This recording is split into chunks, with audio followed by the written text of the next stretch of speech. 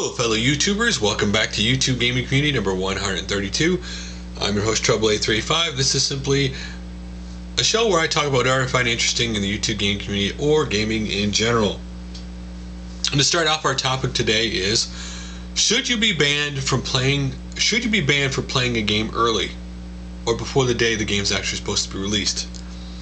Because Microsoft put up a statement about how if you actually own the game and you get the game, or you bought a legitimate copy of Modern Warfare 3 and you get it early, that you shouldn't be banned. But if you get on earlier, the publisher can decide to ban you. It was very mixed signals. Like, they didn't really answer, are you or are you not going to be banned? And Activision has asked people, do not get online and play the game early. So the question to me was, should you get banned for playing the game early? Should you be banned because whoever you ordered that game from, or wherever place you saw the game, had it out early and you bought it? I don't believe people should be banned permanently for playing a game early. I think more like a Dark Souls approach by putting super level guys into the game would definitely curb people from playing the game. But the best thing for me with the solution to this would be simply, okay, so the United States game doesn't come out till the 8th, so we're going to region block this game where if you get the game and try to get online, you cannot get online to play this game until midnight of the 8th. That to me would be the simplest solution to the problem. I think banning people who didn't do anything wrong is not a solution. Now, I also could flip the other way. I understand why they leave the network live early for all the dumb people who download the game illegally and get online illegally early, that they catch those people and they ban those people right away. Those people definitely need to be banned, because you're trying to get access to something you didn't pay for, and the person who owns it has the right to ban you. So what do you think about that subject? In other news that I saw today that was rather interesting to me, Konami released their earnings for the first of 2012. If you don't know, a lot of companies in U.S. military knows this. I know that the first quarter of the following year starts in October. So apparently that's what Konami does, and they just released their earnings. And what was interesting about their earnings was their earnings were more than double year over year.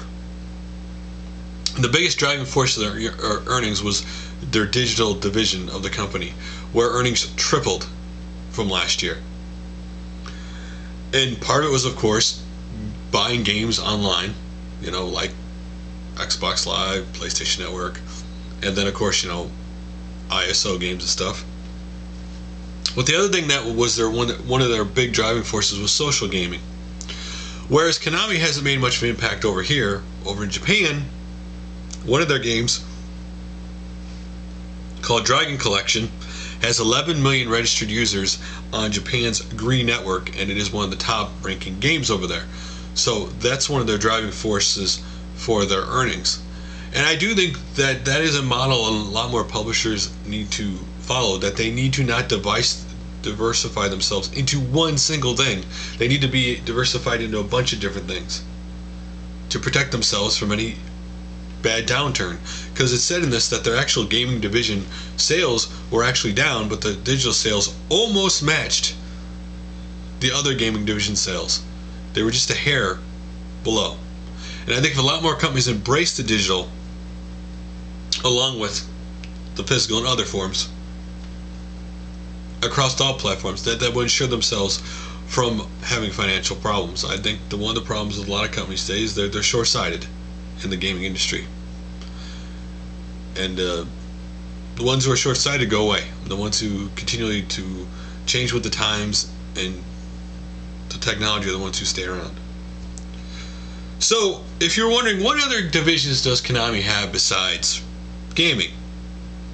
Well, everybody knows their card division, because the Yu-Gi-Oh card game, Konami owns the Yu-Gi-Oh card game. They have a casino gambling division. They have a pachinko division, because of course pachinko is a big game over in Japan. And the last thing they have is a series of health clubs in Japan. So that's what Konami, different business models they have, which is rather interesting. Because a lot of times you think of a company just as in one thing.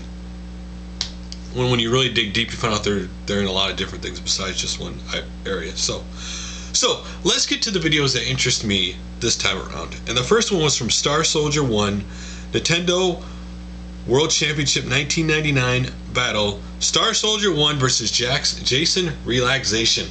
Two guys in the community playing against each other. If you've never seen this game, not only can you watch them play the game, which they play with the official time, what was it, 6 minutes and 21 seconds, which was the original official, how long they played in the original 1990 championship. But they also have a link to where you can go to get the reproduction card for this game, which I believe the reproduction card is $50 if you want to play this game, because otherwise it would cost you thousands of dollars to buy that game. Next up is Shaurz Japanese PlayStation SCPH 5000. If you've never seen one, it doesn't look much different than the American one, but he explains like the difference between the model and the other ones, and in the end of the video he puts in the game that it came with that he wasn't expecting from Japan, if you want to see that. And talking about more pickups, xcornmuffinx had got a Japan Sega Saturn unboxing plus 50 games. So if you want to see over 50 games for Japan, check out this video. A lot of cool games in there. And next up, MetalJesusRocks video game pickups, 30 games. He got a lot of massive games from a lot of different generations, a lot of retro generations. I know at least Death Smiles from the 360 was in there, but he has a lot of cool, awesome retro pickups like Einheiner from the PlayStation 1 and stuff like that. Next up is PointBlankGamerz Otomedius Excellent Special Edition Unboxing. And when I first saw this video, I was excited because I was on Xbox Live the other day and I went into add-ons for some reason, and they had an add-on for this game. And what was cool about this add-on, which is much different than all the other games you usually see, is that if you don't own the game, you can download the add-on, or DLC, whatever you want to call it, because it's free. This content is free. But if you go online and find someone else who has the full copy of the game, you can play that content with them in the game. And I thought that was really cool. Really different than so many other companies where they actually, not only is the content free, but if you don't even own the game, you can play with somebody else who does own the game. And I thought that was really cool. And plus I need to pick up this game because it's inspired from Gradius and it's made from Konami, so I love the shmup. So next up is Kmoosmann 047, the 9 Circles of Gaming Hell. So basically he does this based on you know, the nine sins, off of course the game that had it all in there, based off the book. And he puts 9 games to each of the sins. It's rather interesting to see what games they actually picked. And next up is Kmoosmann If Quake Was Done Today. Now this is a fun tongue-in-cheek, in a way, to modern gaming, because it makes fun of a lot of the things that you actually do in modern gaming today that they didn't do back then. So just to check that out. And for some really cool accessory thing, look at Blayros Tron Razer gaming keyboard and Mouse+mousepad. If he has all the lights shut off, so you get to see the keyboard and the mouse light up in the dark. Obviously inspired by the Tron movie. It's really cool. Next up is Pacmaninvaders, Games31 and Sinistermoon unboxings. You know, for all the fame and people in our community that get, no matter how big they are, and people make such a big deal out of them, whether they do podcasts or they get a bit larger following from their channel, it's always cool when people trade or give other people in the community something. And so he has 2 unboxings, one from Games31, one from Sinistermoon. If you're interested, check it out. And the last video we're going to talk about, which of course a lot of people already know about, if you either listen to AllGenGamers or have your friends have probably seen it already, was that AllGenGamers have Listeners Appreciation Month official video response go here. So basically what's happening is through the end of November, you make a video response to a video. If you are one of the 5 people picked, you will be a guest in the month of December on the AllGenGamers podcast. Basically what you have to do is explain why you'd be a good guest for the AllGenGamers podcast. If you want more details, check out the video. really cool that they're doing that. They're just allowing people to, and they'll pick 5 entries, and those 5 people are going to be on the show. So, one last thing about the show I'm going to talk about before I get to comments is, because my work has started to gear up for the holidays earlier than it was last year, actually, I'm gonna take a preventive move instead of having a lot of problems and making the show all out of whack. What we're gonna do is, we're already kind of done it this week, but it's gonna continue next week. Is the show is gonna go to twice a week on Monday and Friday, and every time I say only 2 videos a week, what'll happen is I'll just work on something else, probably like my computer life or my arcade life or something. I'm also currently trying to learn video editing because I do want to, edit little things in and out of there, and work on my other channel, which I've ignored in some cases. But so that's what's going to happen. We're going to go to the show twice a week, and I'm going to do my best to keep the time down. I don't want it to be like Steve Benway's last Friday Talkie. I don't want it to be 50 minutes long. I can't imagine myself talking for 50 minutes in a video, but hey, if I go too long, I might. So, first comment from the last YouTube game community was from Crow, and he asked, "Does something happen at the end of your video? It seems to end rather abruptly." Well, what happened was, when I went through recording this video the 3rd time, because I didn't like it one way or the other, and when I don't like it, I don't continually go on. I stop, and then I delete the video. But when I went to delete that video, about to start over again, my battery light came on.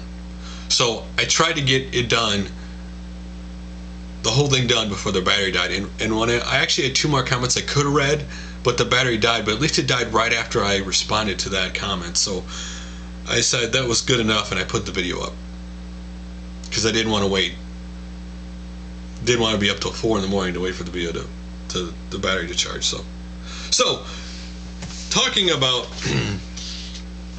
the other 2 comments I had to read are basically about Silent Hill, and the first one comes from Hero Games, and he said, "I was already confused by the games they chose to remake for the Silent Hill HD collection. If they were only going to choose 2, you would think they'd either pick 1 or 3 because there's some actual continuancy there between them, or 1 and 2 because it's the original and then the most popular.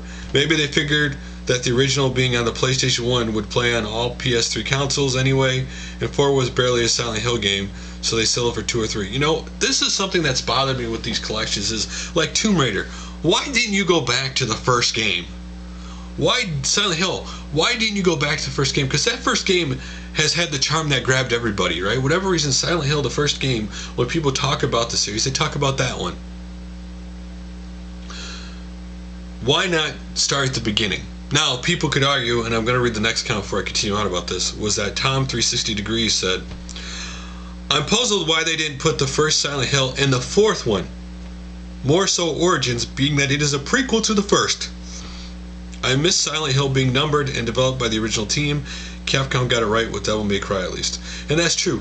What they could have done with the collections is they could have put Origins, because it was the prequel game, and then do the first one, and then do the 3rd one. Again, one thing I hate about game series is they had this thing about, we're going to go this far, and then, oh, well, this numbered one's going to say this number, but really it's actually a prequel. I wish 1, 2, 3, and 4 would just be a continuation of the story, not 1, 2, 3, 4 is a prequel to 1. No, that's one thing about gaming I don't like. When someone tells me prequel, that means, oh great, you've run out of ideas for the series, so you're going to go all the way back before the beginning. I don't like that. And as with HD collections, I don't understand. You have a popular series, people remember the beginning ones. That's what they would love to see upgrade to today. If you could, one of the things that I don't think they should do in remakes is could change the controls, because despite there are some charm to the original games. When you go play the older PlayStation 1 or whatever, there is some charm there to those games that isn't there in today's games. And sometimes I can't tell you what it is, but sometimes you make a game and everything works perfect. There's no reason to change the game. Just up-res the graphics and the game would still have the same appeal today as it did back then. I think sometimes tinkering too much, aka Star Wars, can hurt a game more than help it. It loses what the whole game was about. Sometimes the limitations of the older systems is what made the game so great in the first place. Anyway, that's all I gotta say about that. So, guys, that's all for now. I'm done. I will see you guys on Monday.